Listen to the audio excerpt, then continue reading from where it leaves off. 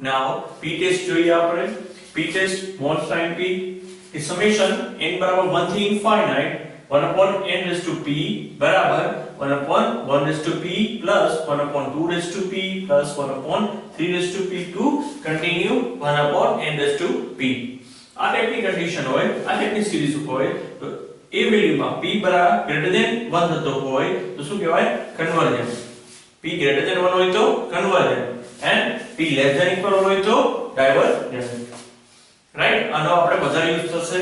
Suppose આ ટાઈપની series છે, એક્ઝામ્પલમાં આપણે જોઈએ 1 upon 1 square plus 1 upon 2 square, right? 1 upon 3 square and so on. So here p ની વેલ્યુ શું થશે? Here p બરાબર શું થશે આપણી પાસે? તો 2, રાઈટ? આ ટાઈપની સિરીઝમાં p બરાબર શું થશે? 2. 2 greater than 1. સિરીઝ શું બનશે? સિરીઝ શું બનશે? કન્વર્જન. રાઈટ? આ જેવી તમે p ટેસ્ટ એપ્લાય કરી શકો છો. નાઉ આ ટાઈપની કન્ડિશનમાં તમારી પાસે 1/1 1/2 1/3 આ ટાઈપની કન્ડિશન હોય તો અહીંયા p બરાબર શું થશે? 1.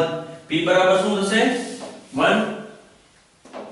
તો શું થઈ? Less than equal 1. તો આન્સર શું આવશે? ડાયવર્જન. શું આવશે? ડાયવર્જન.